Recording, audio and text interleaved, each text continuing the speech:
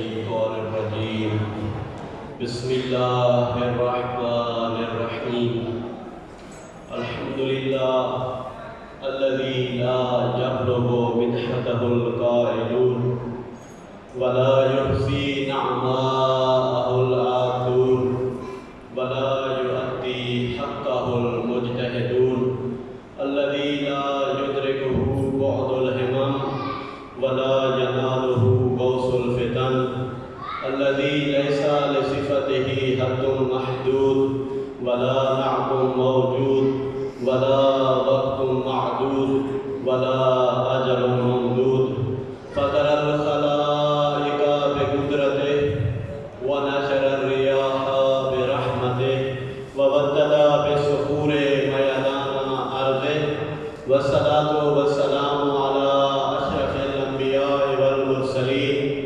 وسيدنا ومولانا ومولى الكونين جد الحسن والحسين أبي القاسم محمد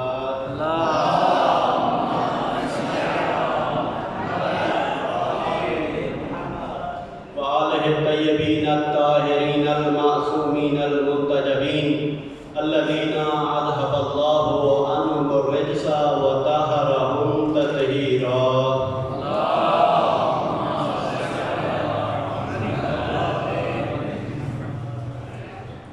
ولعنة الداعمة على أعدائهم ومنكري فضائلهم من يوم عذابتهم إلى قيام يوم الدين أما بعد فقد قال الله تبارك وتعالى في كتابه المجيد وفرقانه الحميد وهو أصدق الصادقين بسم الله الرحمن الرحيم تسبح له السماوات السبع والأرض ومن فيهن وإن من شيء إلا يسبح بحمده ولكن لا تفقهون تسبيحهم إنه كان حليما غفورا درود بھیجیے محمد اور آل محمد کی ذات پر۔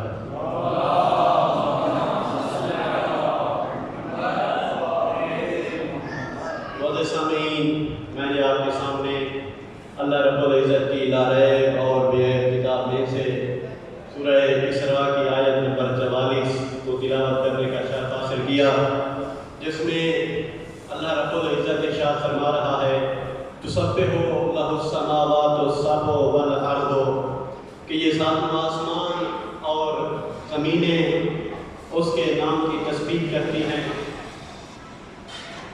یہ ساتوں آسمان، یہ زمینیں اس کے نام کی تسبیح کرتی ہیں۔ وَمَن فِيهِنَّ، اور جو کچھ بھی ان زمین اور آسمانوں کے درمیان ہے اس کی تسبیح کرتی ہیں۔ وَإِن مِّن شَيْءٍ إِلَّا يُسَبِّحُ بِحَمْدِهِ، کوئی چیز ایسی نہیں کہ جس کے اوپر لفظ شے صادق آئے اور وہ پروردگار کی تسبیح نہ کرتی ہے۔ وَلَٰكِن لَا تَفْقَهُونَ تَسْبِيحَهُمْ، مگر یہ کہ اللہ ارشاد فرماتا ہے تم ان کی تسبیح کو سمجھنے کا شعور نہیں رکھتے، کہ تم ان کی تسبیح کو نہیں سمجھ سکتے۔ وہ بڑا پردگار، بخشنے والا، غفور الرحیم ہے۔ اب دیکھیں اللہ رب العزت نے اپنی لا ریب اور بے عیب کتاب میں ارشاد فرمایا کہ کائنات میں کوئی ایسی شے نہیں جو اس پروردگار کے نام کی تسبیح نہ کرتی ہو۔ اور آگے پھر سورہ انبیاء میں اور سورہ سواد میں پہاڑوں کی بھی تسبیح کا ذکر موجود ہے۔ اور تسبیح آپ جانتے ہیں تنزیہ کو کہتے ہیں کہ اللہ رب العزت کی ذات ہر عیب اور نقص سے پاک ہے۔ تسبیح یعنی ارادے کے ساتھ پروردگار کی تنزیہ کرنا۔ اس سے یہ بھی سمجھ میں آ رہا ہے کہ کائنات کے ذرے ذرے میں شعور ہے، کیوں تسبیح ارادے کے ساتھ تنزیہ کرنے کو کہتے ہیں۔ اور یہاں تک قرآن میں ہدہد اور چیونٹی کے شعور کا بھی ذکر ہے، اور مولا امیر کائنات نے اپنے بیان میں چیونٹی کی عقل مندی کو بھی ذکر کیا ہے کہ مولا نے فرمایا یہ جو دھنیا ہوتا ہے جب یہ چیونٹی اپنی بل میں لے کر جاتی ہے تو اس کو دو حصوں میں تقسیم کر کے لے جاتی ہے کہ کہیں ایسا نہ ہو کہ اس کی بل تک بارش کا پانی یا کسی طرح کا پانی اس کی بل میں اگر پہنچ جائے گا تو وہ دھنیا وہیں اگ جائے گا. اگر وہ دھنیا وہاں اگے گا تو پھر اس کا زہر گھر بھی ٹوٹ جائے گا. اس وجہ سے وہ دھنیے کے 2 ٹکڑے کر کے اپنے بلوں میں لے جاتی ہے. الغرض کائنات میں موجود تمام چیزیں اس پروردگار کے نام کی تسبیح کرتی ہیں. یہاں تک سورہ انبیاء کی آیت نمبر 79 میں اللہ رب العزت ارشاد فرماتا ہے کہ وَسَخَّرْنَا مَعَ دَاوُودَ الْجِبَالَ کہ ہم نے داؤد کے ساتھ پہاڑوں کو مسخر کیا. یسبحنا کہ وہ جناب داؤد کے ساتھ تسبیح کرتے ہیں. وَالطَّیرَ اور ہم نے پرندوں کو بھی مسخر کیا، وہ بھی جناب داؤد کے ساتھ تسبیح پروردگار کرتے ہیں. اگرچہ بعض مفسرین نے کہا ہے کہ یہاں پہاڑوں کو مسخر کیا گیا جناب داؤد کے ساتھ، جو پہاڑوں کی تسبیح کا ذکر ملتا ہے انہوں نے یہ ذکر کیا ہے کہ چونکہ جناب داؤد علیہ السلام خوش لحن تھے، ان کی خوبصورت سریلی آواز تھی، تو جب وہ تلاوت کرتے تو پہاڑ ساتھ گونج اٹھتے تھے. اکثر مفسرین نے اس تفسیر کو رد کیا. انہوں نے کہا چونکہ یہ ظاہر آیت سے ٹکرا رہی ہے، کیوں آیت میں ان کی تسبیح کا ذکر ہے، اس وجہ سے انہوں نے اس کو رد کیا. اور پھر سورہ سواد کی آیت نمبر 18 میں پھر اللہ نے ارشاد فرمایا کہ ہم نے داؤد کے لیے پہاڑوں کو مسخر کیا اور وہ اس کے ساتھ تسبیح کرتے ہیں. اور صرف پہاڑوں کا نہیں بلکہ قرآن میں یہ بجلی کی چمک، بادلوں کی گرج کی عبادت کا ذکر بھی موجود ہے کہ اللہ رب العزت سورہ رعد میں ارشاد فرماتا ہے وَيُسَبِّحُ الرَّعْدُ بِحَمْدِهِ. سورہ رعد جو قرآن کا 13واں سورہ ہے اور اس کی 13 نمبر آیت میں یہ موجود ہے کہ یہ بادلوں کی گرج، بجلی کی چمک اس کے نام کی تسبیح کرتی ہے. یعنی کائنات کا ذرہ ذرہ جو چیز اس کائنات میں موجود ہے، چاہے وہ پہاڑ ہیں، وہ جمادات ہیں، وہ نباتات ہیں، اس پاک پروردگار کے نام کی تسبیح کرتی ہے. چاہے اللہ کے اس کائنات میں ملائکہ ہوں، وہ بھی اس کے نام کی تسبیح کرتے ہیں. ہر ایک کی عبادت کا اپنا اپنا معیار ہے. ان کی عبادت کے لیے خاص قیود ہیں جن کو ہم نہیں سمجھ سکتے. تو اس وجہ سے ملائکہ کی عبادت کا اپنا انداز ہے، اپنا طور طریقہ ہے کہ جب پیغمبر اکرم سے کسی نے پوچھا یا رسول اللہ ملائکہ کیسے اللہ کی تسبیح کرتے ہیں، تو پاک پیغمبر نے فرمایا، ابھی پاک پیغمبر خاموش ہے، روایت کہتی ہے کہ جبرائیل امین نازل ہوئے اور آ کر کہتے ہیں کہ یا رسول اللہ جو پہلے آسمان پر ملائکہ ہیں وہ سجدے کی حالت میں ہیں، سجدے کی حالت میں ہی خدا نے انہیں خلق کیا اور قیامت تک سجدے کی حالت میں رہیں گے اور وہ اللہ رب العزت کی یہی تسبیح کرتے ہیں سبحان ذی الملک والملکوت، اور قیامت تک یہی تسبیح کرتے رہیں گے.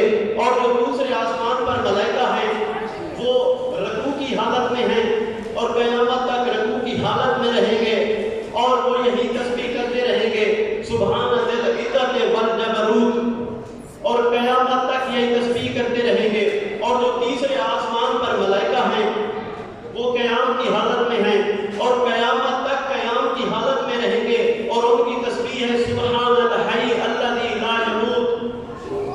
جو ہے کہ کتنا پاکیزہ ہے وہ ذات جس کو موت نہیں آئے گی، اور ان کو اسی حالت میں معصوم فرماتے ہیں خلق کیا گیا اور قیامت تک اسی حالت میں رہیں گے. یہی ان کی تسبیح ہے. جبکہ انسان کے لیے یہ طریقہ نہیں ہے، انسان کے لیے عبادت کا اپنا معیار ہے، اپنا طریقہ ہے. آپ سنتے رہتے ہیں، روایات پڑھتے رہتے ہیں. مثال آپ کر دو، اگر کوئی انسان اپنے دن رات میں وہ سجدے کی حالت میں پڑا رہے، کیا خدا اس کا سجدہ قبول کر لے گا؟ اس کے بچے بھوکے بیٹھے ہوں، اس کا سجدہ اس کے منہ پر مار دیا جائے گا. کیوں؟ اللہ رب العزت نے انسان کو عبادت فرمایا. انسان کی عبادت فقط نماز نہیں، فقط روزہ نہیں، فقط حج نہیں، فقط زکوٰۃ نہیں، یہ ہم نے عبادتوں کو مقید کر لیا ہے. بلکہ انسان جو کام بھی رضائے پروردگار کے لیے انجام دیتا ہے وہ عبادت ہے. الغرض کائنات میں موجود ذرہ ذرہ اس پروردگار کے نام کی تسبیح کرتا ہے. پھر انسان کی عبادت کا اپنا معیار ہے. ظاہر ہے عالم کی عبادت اور ہوتی ہے، جاہل کی عبادت اور ہوتی ہے، مومن کی عبادت اور ہوتی ہے، منافق کی عبادت اور ہوتی ہے. جتنا جتنا انسان کا علم بلند ہوتا جاتا ہے، جتنا جتنا تقوی الہی اس کے اندر بڑھتا چلا جاتا ہے، اس کی عبادت اتنا اپنے معیار کو بڑھتی چلی جاتی ہے. اس کی عبادت اپنی معراج کو پہنچتی چلی جاتی ہے کہ جتنا اس کا خلوص، اس کا علم بڑھتا جائے گا، عبادت کا معیار بھی بڑھتا جائے گا. کائنات میں موجود ہر چیز جس پر لفظ شے صادق آتا ہے اس کے نام کی تسبیح کرتی ہے. اب کائنات کے ان تمام عابدین کی عبادت، انسانوں کی عبادت، انسانوں میں پھر علماء کی عبادت، مومنین کی عبادت، پھر آپ ملائکہ کی عبادت لے لیں. کائنات میں موجود تمام عابدین کی عبادت، چاہے ذی روح ہیں، بے روح ہیں، جمادات ہیں، نباتات ہیں، انسان ہیں، جن ہیں، ملک ہیں، انس ہیں، ان تمام عابدین کی عبادت کو اگر جمع کیا جائے، جس کی ایک ضربت کا مقابلہ نہ کر سکیں، اسے علی کہتے ہیں.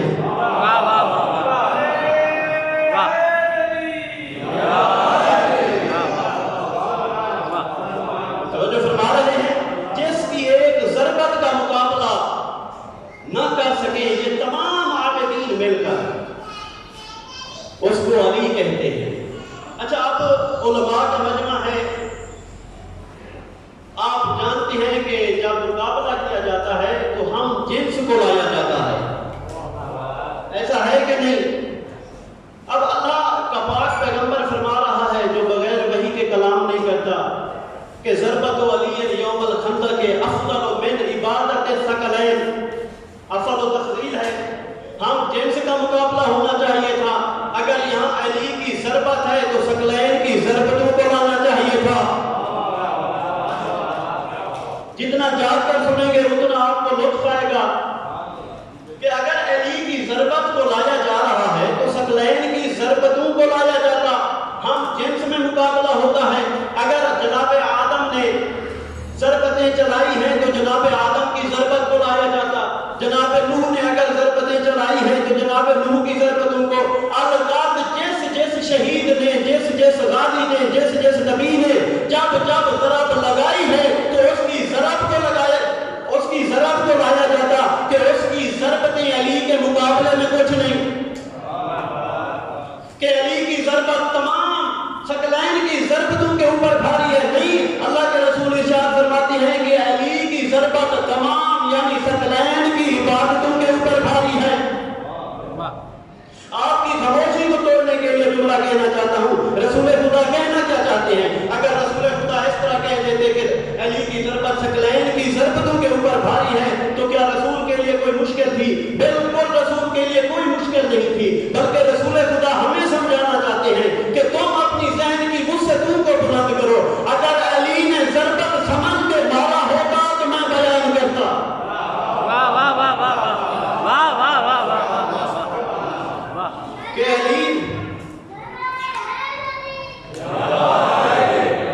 کہ علی نے ضربت کو ضربت سمجھ کے نہیں مارا.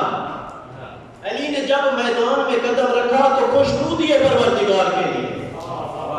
علی کبھی میدان میں اپنے جنگی فنون دکھانے کے لیے نہیں گئے، اپنی شجاعت اور بہادری دکھانے کے لیے نہیں گئے، صرف جنگ جیتنے کے لیے نہیں گئے، نہ دشمن کو صرف زیر کرنے کے لیے گئے. اگر زیر کرنا ہی مقصود ہوتا تو جب مولا عمرو کے سینے پر سوار تھے پھر پیچھے نہ ہٹتے. کیوں؟ علی کی زندگی کا مقصد ہی یہی تھا کہ رضائے پروردگار. علی نے ضربت کو عبادت سمجھ کے چلایا، اس لیے رسول نے کہا کہ علی کی ضربت ثقلین کی عبادتوں پر بھاری ہے. دیکھتے ہوئے کہ آپ اس کے ماننے والے ہیں جس نے کائنات کے سناٹے کو توڑا. آپ کو خاموشی زیب نہیں دیتی. آپ کہیں گے بھئی کس نے سناٹے کو توڑا, کب توڑا؟ توجہ ہے بھئی اس نے کائنات کے سناٹے کو توڑا جس کی ولادت کے وقت اللہ نے دیوار کعبہ کو توڑا. پہلا سناٹا تاریخ میں کب چھایا؟ جب دعوت جو نشیرہ میں رسول خدا نے اعلان نبوت کیا اور کہا کون ہے جو میرا ساتھ دے گا؟ تو سب کے اوپر سناٹا چھا گیا. امیر کائنات نے سناٹے کو توڑا, کھڑے ہوئے کہتے یا رسول اللہ علی حاضر ہے. چند برس میرے مولا کی عمر ہے لیکن اس سناٹے کو توڑ رہے ہیں. دوسرا سناٹا کہ جب عمر ابن عبدوبت جنگ خندق میں خندق کو کراس کر کے آیا اور اس نے نبی کی شان میں نادیبہ الفاظ کہے اور کہا کہ اے محمد آپ کے پاس اگر کوئی مرد ہے تو میرے مقابلے میں بھیجو, تو سب پر سناٹا. حالانکہ مورخین نے تو اتنا بھی لکھا ہے کہ ایک دوسرے کو کہتے تھے. کسی نے کہا یہ 100 کے مقابلے میں آتا ہے اور بعد نے لکھا یہ تو 1000 مردوں کے اوپر بھاری ہوتا ہے. گویا حوصلہ شکنی والی باتیں.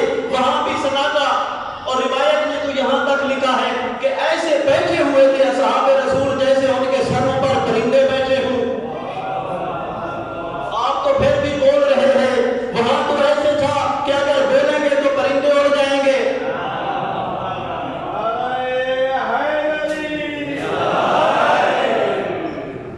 کہ ایسے بیٹھے ہوئے تھے کہ اگر بولیں گے تو ان کے سروں پر پرندے بیٹھے ہیں, اڑ جائیں گے.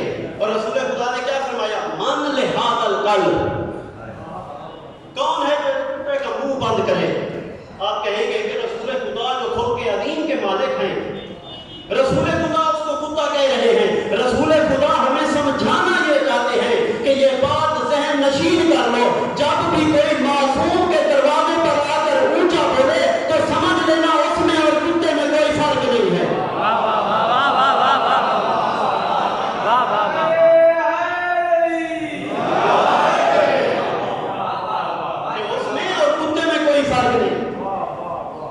تیسرا سناٹا جب شب ہجرت رسول خدا نے کہا ہے کوئی جو میرے بستر پر سو جائے.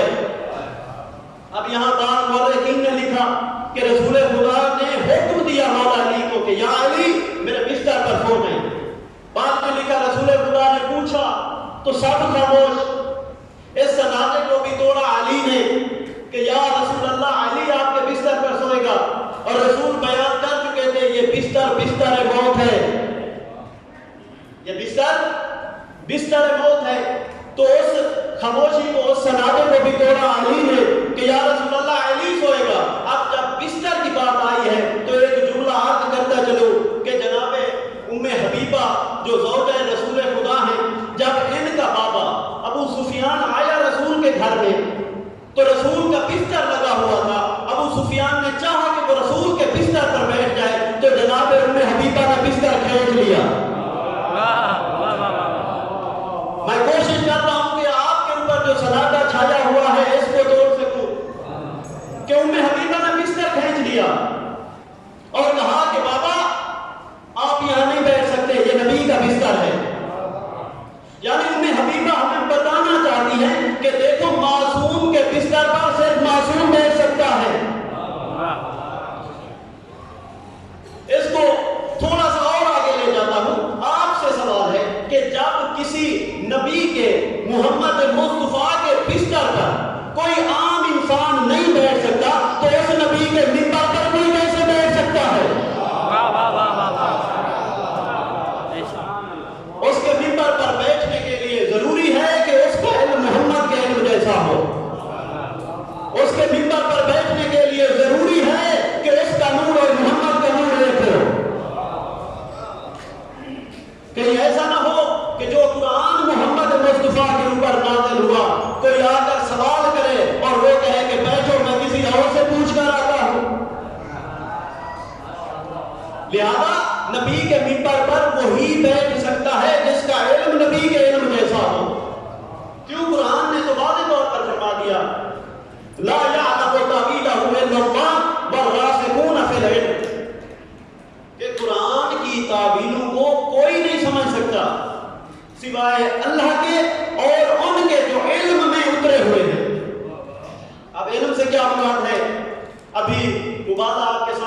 جاتا ہے.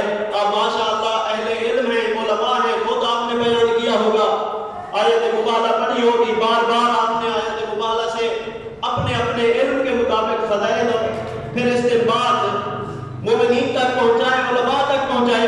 تو اسی آیت کا جو ابتدائی حصہ ہے اس میں اللہ رب العزت کیا ارشاد فرماتا ہے؟ فمن حاجک فیہ من بعد ما جاءک من العلم. یعنی جب یہ قرآن تیرے اوپر نازل ہو چکا ہے، یعنی یہاں علم سے مراد کیا ہے؟ قرآن ہے. کہ اے حبیب جب قرآن آپ کے اوپر نازل ہو چکا ہے، اس کے بعد بھی اگر کوئی آپ سے بحث کرتا ہے، اب مبالغہ نہیں کرنا چاہتا، برحال قرآن کا ایک نام علم بھی ہے. پھر اگر ہم اسی آیت کی طرف آئیں گے کہ قرآن کی تعبیروں کو کوئی نہیں جانتا مگر اللہ جانتا ہے، یا وہ جانتے ہیں جو قرآن میں اترے ہوئے ہیں. اب اہل علم کا مجمع ہے، آپ بتائیں کہ قرآن میں کون اترا ہوا ہے؟ کس کے انگوٹھی دینے کا ذکر ہے؟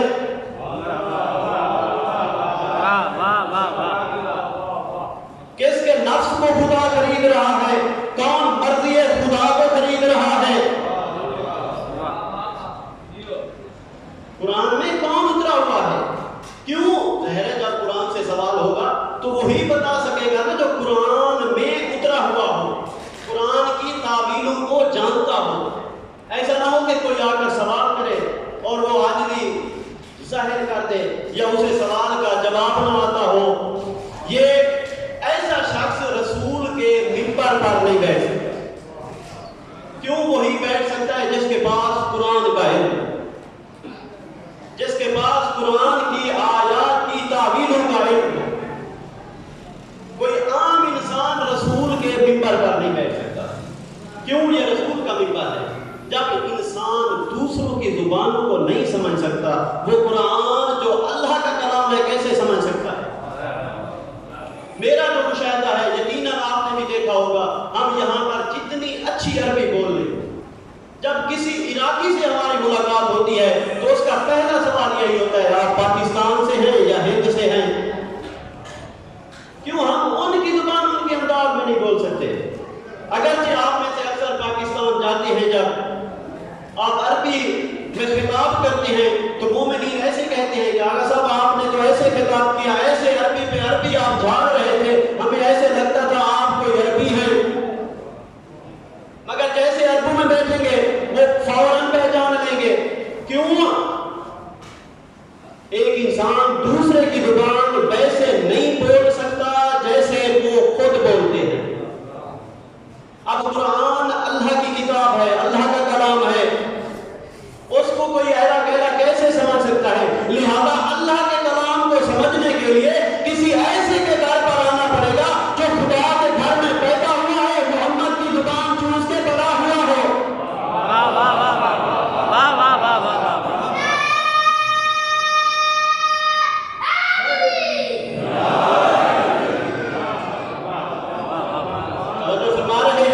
لہذا اللہ کے کلام کو سمجھنے کے لیے کسی ایسے کی ضرورت ہے.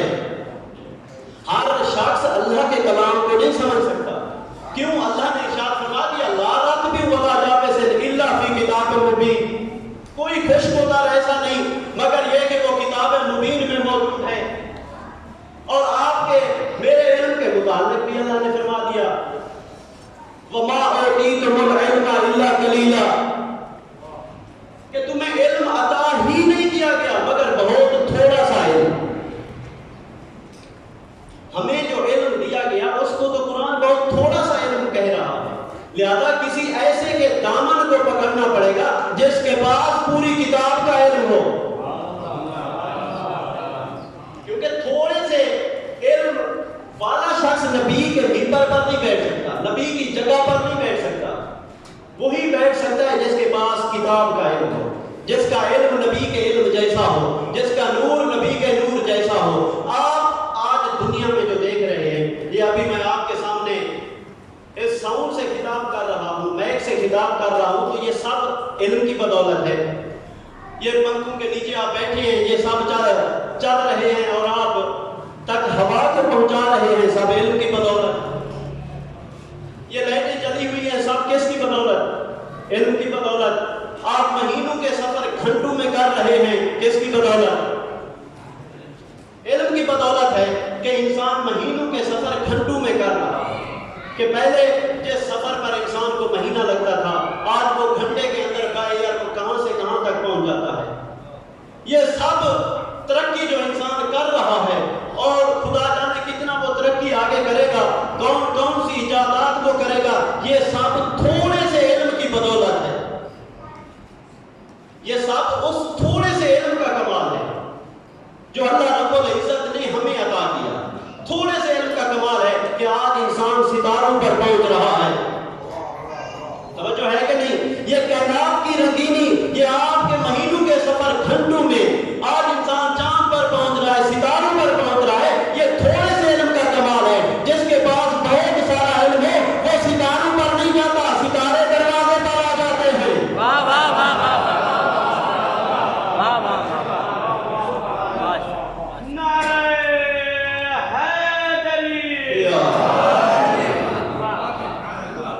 پاکستان میں ہم کہتے ہیں کہ نعرہ ایسے لگائیں نجف تک آواز پہنچے۔ اب آپ علی کے جوار میں بیٹھ کر ایسا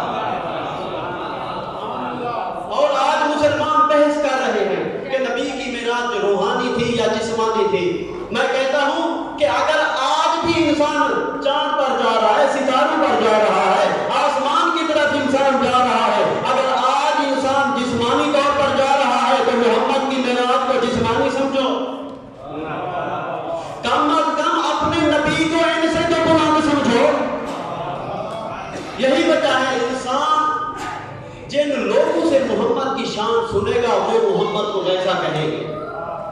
ہم یہی کہتے ہیں کہ اگر محمد کی شان سننی ہے تو ڈرے اہل بیت پر آؤ۔ بڑا دیکھیے انسان ہمیشہ سے اس چیز کے پیچھے ہے، خصوصاً مسلمان، کہ قرآن،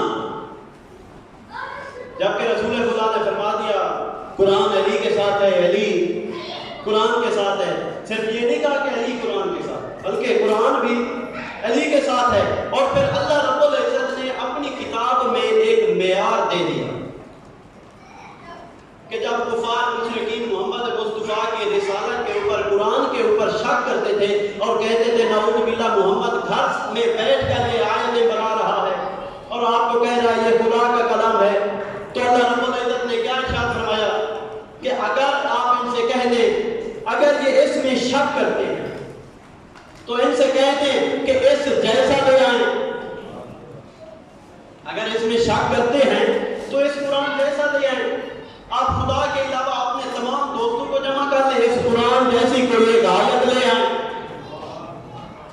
وَإِن كُنتُمْ فِي رَيْبٍ مِّمَّا نَزَّلْنَا عَلَىٰ عَبْدِنَا فَأْتُوا بِسُورَةٍ مِّن مِّثْلِهِ، کوئی ایک سورت لے آئیں۔ یعنی اللہ نے معیار دے دیا کہ جس چیز کو نہیں مانتے اس جیسا لے آؤ، جس چیز کو نہیں مانتے اس جیسا لے آؤ۔ اس لیے تو ہم کہتے ہیں اگر قرآن کو نہیں مانتے تو قرآن جیسا لے آؤ، اگر علی کو نہیں مانتے تو علی جیسا لے آؤ۔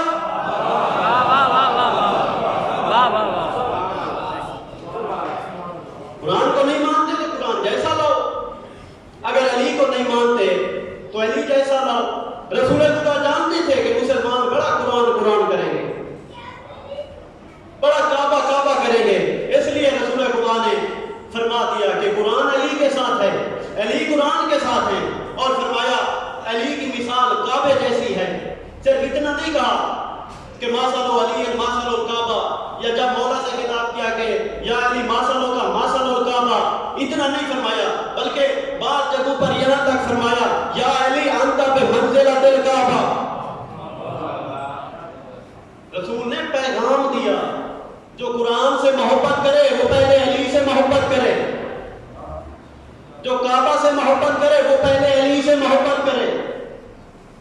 اور رسول کی حدیثیں آپ کے سامنے ہیں کہ اگر کسی کے دل میں بغض علی ہے، ذرا برابر بھی بغض علی ہو، وہ جتنا سونا چاندی رہے خدا میں خرچ کر دے، صفا اور مروہ کے درمیان سعی کرتے ہوئے مارا جائے۔ یہ ساری احادیث آپ کے سامنے ہیں، مگر رسول خدا نے کیا فرمایا؟ جنت تو دور، جنت کی خوشبو بھی نہیں سونگ سکتا۔ کیوں؟ جنت کا مالک علی ہے۔ مالک میں اور جنتیوں میں فرق بتا دو۔ آپ کی خاموشی کو دیکھتے ہوئے میرا دل چاہتا ہے کہ میں اس کی اور وضاحت کر دوں کہ دیکھیے جب جناب آدم کو جنت سے نکالا گیا تو جنت کا لباس لے لیا گیا۔ کیا آدم جنت کا لباس یہاں اتار کر جائیے، اے پروردگار تیرا معصوم نبی ہے، آپ جنت کا لباس اس کے جسم پر باقی رہنے دیتے، اب جنت کے لباس کے ساتھ دنیا میں اس کو جانے دیتے، تو آواز پروردگار آئے گی جنت کا لباس جنت کے لیے ہے، جنت کا لباس جنت کے لیے ہے۔ مگر یہ نظام پھر ہم نے دیکھا، یہ قانون ہم نے دیکھا کہ جب بچے ماں کے پاس آتے ہیں کہتے ہیں کہ اماں ہمارے کپڑے، اماں ہمارے کپڑے، تو بی بی نے کیا فرمایا؟ آپ کے کپڑے دردی کے پاس ہیں۔ جب بی بی نے کہا تو پھر دوسرے دن جبرائیل کپڑے لے کر دروازے پر پہنچ گیا۔ جب جبرائیل کپڑے لے کر آتا ہے تو دروازے پر اس نے دق الباب کیا، پوچھا گیا کہ کون؟ جبرائیل نے کیا کہا؟ حسنین کا درزی۔ اے جبرائیل آپ کہیں میں ملک مکرم ہوں، میں جبرائیل امین ہوں، میں ملائکہ کا سردار ہوں، آپ کیوں کہہ رہے ہیں کہ میں حسنین کا درزی ہوں؟ کہیں مسلمان آپ کی عظمت کو، آپ کی فضیلت کو کم نہ سمجھ لیں، تو شاید جناب جبرائیل یہی جواب دیں گے کہ دیکھو جن بچوں کی محمد مصطفیٰ سواری بننے میں فخر کرے ہیں،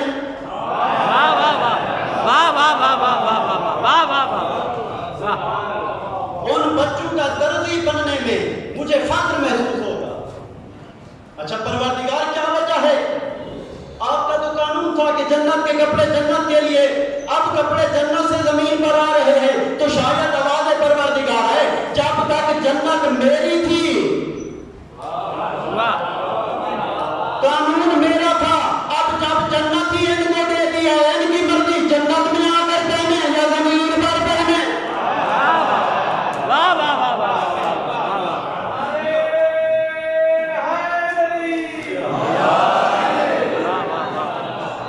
جب جنت ہی ان کو دے دے۔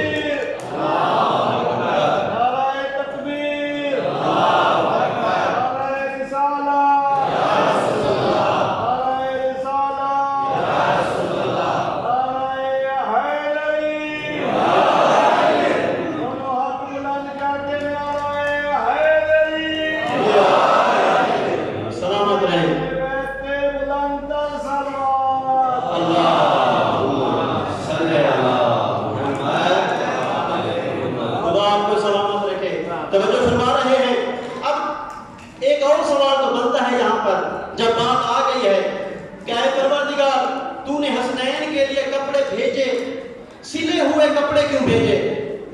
ایسے بھی تو کپڑے بھیج سکتا تھا، پروردگار سلے ہوئے کپڑے بھیجنے کی کیا وجہ ہے؟ تو شاید آواز پروردگار آئے میں مسلمانوں کے مزاجوں کو جانتا ہوں، کہیں ایسا نہ ہو بعد میں کہتے نانا کے لیے آئے تھے نوازوں نے سلوا لیے، کہ کسی کے پاس کوئی اعتراض کا موقع نہ رہے۔ اب بات کہیں سے کہیں آ گئی، واپس جاتے کیونکہ دامن وقت میں اتنا گنجائش نہیں، ہماری گفتگو ہو رہی تھی کہ کائنات میں موجود ہر شے ذکر پروردگار کرتی ہے۔ اب سوال ہے کہ انسان ذکر پروردگار کرنے کے قابل کا ہوتا ہے؟ انسان پیدا ہوتا ہے، اسے اللہ رب العزت قوت نطق عطا کرتا ہے، قوت گویائی عطا کرتا ہے، وہ بولنے کے قابل ہوتا ہے تب وہ ذکر پروردگار کرتا ہے. اور یہ صلاحیت انسان کے اندر کب تک رہتی ہے؟ جب تک اس کے جسم میں جان ہے، جب تک اس کے جسم میں روح باقی ہے. یعنی مختصر کروں تو یوں کہوں کہ انسان پیدا ہونے کے بعد مرنے سے پہلے تک ذکر کے قابل رہتا ہے. کہ انسان پیدا ہونے کے بعد اور مرنے سے پہلے تک ذکر کے قابل ہے. اب یہ انسان کی مرضی ہے، وہ چاہے تو ذکر پروردگار کرے یا چاہے تو پروردگار کو بھلا دے اور اپنا ٹھکانہ جہنم کو بنا لے، مگر وہ ذکر کے قابل پیدا ہونے کے بعد اور مرنے سے پہلے تک رہتا ہے. مگر خدا کی قسم، آپ جس حسین کا محرم منانے کے لیے بیٹھے ہیں وہ خدا کا ایسا واقع ہے کہ دنیا میں پیدا ہونے سے پہلے ماں کے پیٹ میں ذکر پروردگار اور شہادت کے بعد لوگ نیزہ پر ذکر پروردگار. اور آپ کیا سمجھتے ہیں؟ ایک کے بدلے 10 دینے والا پروردگار، جس نے ایک کے بدلے 70 کا وعدہ کیا، ایک کے بدلے 70,000. جتنا آپ کا خلوص بڑھتا چلا جاتا ہے اس کی عطا اتنی بڑھتی چلی جاتی ہے. کم از کم جو اس کا وعدہ ہے ایک کے بدلے 10 دیتا ہے. اب اللہ رب العزت نے قرآن میں فرما دیا فاذکرونی اذکرکم، کہ تم میرا ذکر کرو میں تمہارا ذکر کروں گا. اب جب اس کا وعدہ ہے، اب امام حسین نے جب اس کا ذکر دنیا میں آنے سے پہلے کیا اور شہادت کے بعد لوگ نیزہ پر کیا، تو اس پروردگار نے حسین کا ذکر کیسے کیا؟ تو اللہ رب العزت نے اس حسین کو بھی ایسے جزا دی کہ کائنات کو خلق کرنے سے پہلے آسمان کے اوپر اس کے نام کا قصیدہ لکھوا دیا. اور امام حسین کی شہادت کے بعد ایک ایسی قوم پیدا کرتی جو قیامت تک امام حسین پر روتی رہے. امام حسین نے کٹے سر کے ساتھ خدا کا ذکر بلند کیا. اب اللہ رب العزت نے آپ کی شکل میں ایک ایسی قوم پیدا کر دی ہے کہ جو امام حسین کے لیے اپنا سر کٹوا سکتی ہے مگر حسین نہیں چھوڑ سکتے. یہ جزا دی ہے پھر اللہ رب العزت نے، جہاں اور امام حسین کے درجات اور فضیلتیں موجود ہیں. برحال دیکھیے کہ جس کے ذکر کو اللہ رب العزت پسند کرے، جس کے ذکر کو ملائکہ کی محفل میں خدا کرے، اصحاب پیغمبر کی محفل میں پیغمبر خود کریں، اگر اس کے ذکر کو کوئی مسلمان نہ پسند کرے تو وہ اس ذکر کا دشمن نہیں بلکہ پروردگار کا دشمن ہے. کیوں؟ اللہ رب العزت پسند کرتا ہے مولا حسین کے ذکر کو. اس کا وعدہ ہے تو میرا ذکر کرو میں آپ کا ذکر کروں گا. اب امام حسین سے بڑا کوئی آپ کائنات میں خدا کا ذاکر دکھا دیں. اور جملہ آپ کے سامنے عرض کر دوں کہ دیکھیے جس حسین کے اوپر آدم سے لے کر جناب خاتم تک تمام انبیاء نے کریا کیا، اس حسین کے ذکر پر اگر شیعہ ہوئے یہ کسی کو ناگوار گزرے تو اس کی دشمنی شیعوں سے نہیں بلکہ سنت انبیاء سے ہے. آپ کہیں گے کہ آدم سے خاتم تک کیسے؟ محمد مصطفیٰ کا گریا تو آپ سنتے رہتے ہیں. جناب آدم سے لے کر اکثر انبیاء کا نام کے ساتھ گریا موجود ہے. حتیٰ کتب اہل سنت سے میں نے پڑھا ہے کہ انبیاء نے کس طرح امام حسین کے اوپر گریا. اور خود جناب آدم کے متعلق اس آیت کی تفسیر میں بہار الانوار میں موجود ہے جلد نمبر 44 میں کہ فَتَلَقَّى آدَمُ مِن رَبِّهِ کَلِمَاتٍ فَتَابَ عَلَيْهِ، کہ جب جناب آدم کی ان ناموں کے صدقے توبہ قبول ہوئی نا، انہوں نے آسمان کی جانب دیکھا اور انبیاء کے اور ائمہ کے ناموں کو دیکھا. جناب جبرائیل نے کہا کہ اے آدم آپ کہیں یا حمید و بحق محمد، یا علی بحق علی، یا فاطر و بحق فاطر، یا محسن و بحق الحسن والحسین ومنک الاحسان. جب جناب آدم نے یہ جملے سنے نا، روایت کے جملے اس آیت کی تفسیر میں آپ جا کر دیکھ سکتے ہیں کہ جب امام حسین کا نام آیا سالت دموعہ وانخشع قلبہ، کہ جناب آدم کا دل گھبرا گیا، جناب آدم کے رخساروں پر آنسو جاری ہو گئے اور کہتے ہیں یا اخی جبرائیل فی ذکر الخامس ینکسر قلبی، خدا آپ کی آوازوں کو سلامت رکھے۔ اے بھائی جبرائیل،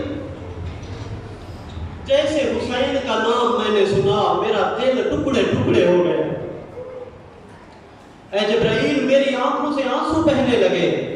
تو جناب جبرائیل کہتے ہیں اے محمد، آپ کی آنکھوں سے کیسے نہ آنسو جاری، آپ کا دل کیسے نہ ٹکڑے ٹکڑے ہو، آپ کا یہ بیٹا کربلا کے میدان میں بھوکا پیاسا مارا جائے گا۔ جناب جبرائیل کہتے ہیں کہ آپ کے اس بیٹے کے اوپر اتنی مصیبتیں آئیں گی، یصاب بمصیبت تصغر عندها المصائب، کہ اتنی مصیبتیں آئیں گی، اتنی مصیبتیں آئیں گی کہ مصائب اس کے سامنے چھوٹے چھوٹے ہو جائیں گے۔ جناب جبرائیل کہتے ہیں اب جبرائیل ذاکر ہیں امام حسین کے، اور جناب آدم جناب جبرائیل سے امام حسین کے مصائب سن رہے ہیں۔ جناب جبرائیل کہتے ہیں کہ یا آدم یقتل عطشانا غریبا وحیدا فریدا، کہ آدم آپ کا یہ بیٹا یک و تنہا بھوکا پیاسا شہید کیا جائے گا، وَلَيْسَ لَهُ نَاصِرٌ وَلَا مُعِينٌ، کوئی اس کا مددگار نہ ہوگا، کوئی آپ کے اس بیٹے کو چھڑانے والا نہ ہوگا، جس کا جیسے دل چاہے گا اس کو مارے گا۔ بس عزیزارو، جب سنا کہ اس کے اوپر اتنی مصیبتیں آئیں گی کہ مصائب چھوٹے چھوٹے ہو جائیں گے اس کے سامنے، تو جناب آدم نے سوال کیا کون سی مصیبتیں؟ پھر جناب جبرائیل نے بتایا کہ اے آدم یہ بھوکا پیاسا ذبح کیا جائے گا، صرف اتنا نہیں ہوگا۔ عزیزارو، جناب جبرائیل کہتے ہیں کہ یہ اتنا پیاسا ہوگا اس وقت، اے کاش آپ اس وقت ہوتے کہ جب یہی حسین کربلا کے میدان میں عاشور کے دن استغاثہ بلند کرے گا اور کہے گا واہ عطشا واہ قلت ناصرہ، کہ اے آدم کاش آپ ہوتے کہ جب یہ آپ کا بیٹا پیاس کہے گا۔ عزیزارو، جبرائیل کہتے ہیں کہ آپ کا یہ بیٹا اتنا پیاسا ہوگا حتی یحول العطش بینہ و بین السماء کالدخان، کہ آپ کا بیٹا اتنا پیاسا ہوگا کہ اسے آسمان کی طرف کچھ نظر نہیں آئے گا، آنکھوں کے سامنے اندھیرا ہوگا، صرف دھواں ہی دھواں نظر آئے گا۔ عزیزارو، جبرائیل کہتے ہیں اے آدم، صرف اتنا نہیں بلکہ آپ کے اس بیٹے کو یذبح کذبح شاة، ایسے ذبح کیا جائے گا جیسے گوشت فند کو ذبح کیا جاتا ہے۔ عزیزارو، یہی سوال آئمہ سے بھی ہوئے کہ مولا امام حسین کی شہادت کو کیوں گوشت فند سے شباہت دی گئی؟ عزیزارو، مختلف وجوہات ہیں، آپ خود سنتے رہتے ہیں، صاحب علم ہیں کہ جانور کو بھی جب ذبح کیا جاتا ہے پانی پلا کے ذبح کیا جاتا ہے، مگر جب امام حسین کو ذبح کیا گیا تو 3 دن کے پیاسے۔ پھر کیا وجہ ہے کہ مولا سے سوال کیا گیا کہ مولا گوشت فند سے کیوں شباہت دی گئی؟ عزیزارو، امام رضا رو کر فرماتے ہیں گوشت فند سے اس لیے شباہت دی گئی کہ قصاب جب گوشت فند کو ذبح کرتا ہے، ہزاروں کا مجمع دیکھنے والا ہے، کوئی اسے نہیں چھڑاتا، کیوں؟ یہ ذبح ہونے کے لیے ہے۔ آئے عصر عاشور اسی طرح جب شمر ذبح کر رہا تھا، ہزاروں کا مجمع تھا، کسی نے نہیں کہا چھوڑ دے اجرکم اللہ، خدا آپ کی آوازوں کو سلامت رکھے۔ بس اللہ، جب جناب جبرائیل نے یہ جملے کہے، جناب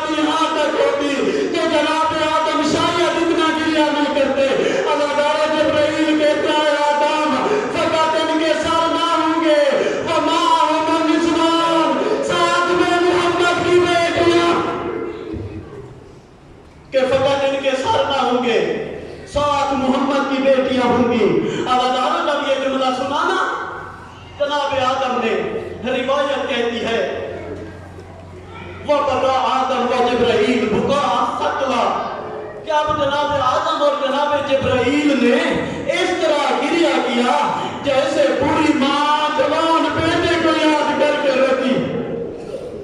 اللہ دارو میں آپ سے سوال کرتا ہوں کہ جس حسین کو جناب آدم اور جناب جبرائیل اس طرح رو رہے ہیں جیسے بوڑھی ماں جوان بیٹے کو یاد کر کے روتی ہے، اس کی اپنی ماں زہرا کیسے روئی ہو؟ یہی وجہ ہے اللہ تعالیٰ جب امام حسین کو نہلاتی تو گریہ جاری ہو جاتا، اللہ تعالیٰ جب بالوں میں کنگھی کرتی تب گریہ جاری ہو جاتا، جب امام حسین کے کپڑے سیتی تب گریہ ادرکم اللہ۔ اللہ تعالیٰ ایک روایت، ایک واقعہ جو سید حسین نجاب نے اپنی کتاب میں لکھا ہے آپ کے سامنے عرض کرنا چاہتا ہوں کہ جناب زہرا کتنا امام حسین پر گریہ کرتی ہیں۔ اللہ تعالیٰ انہوں نے لکھا کہ کویت کے ایک حسینیے میں خواتین کی مجلس تھی، جب مجلس تمام ہوئی مجلس کے بعد ماتمداری ہوئی، جب ماتمداری ہوئی وہ خواتین کی مجلس تھی، تمام خواتین اپنے سینوں کے اوپر ماتم کر رہی تھی۔ ایک خاتون کہتی ہے کہ میں نے دیکھا میرے ساتھ ایک خاتون کھڑی ہے، ان کے ماتم کرنے کا انداز الگ ہے کہ وہ بجائے اپنے سینے پہ ماتم کرنے کے وہ اپنے سر کے اوپر ماتم کر رہی ہے۔ میں نے اس خاتون سے کہا کہ اے بی بی آپ سر پر کیوں ماتم کر رہی ہیں؟ لما لا تلتمین علی صدرک، تو اپنے سینے پر کیوں ماتم نہیں کرتے؟ کہ سینے پر تو ہاتھ آسانی سے پہنچتا ہے، سر پر پہنچنے کے مقابلے میں اداروں وہ خاتون کہتی ہے جو اس بی بی نے مجھے جواب دیا میرا دل ٹکڑے ٹکڑے ہو گیا۔ اداروں وہ کہتی ہیں کہ اس بی بی نے مجھے کہا کہ میں کیسے سینے پر ماتم کروں، کیسا التم علی صدری وعلنائی مکسورہ، اور جس کی پسلیاں ٹوٹی ہوں۔ خدا آپ کا گریہ قبول کرے۔ اللہ بی بی کہتی ہے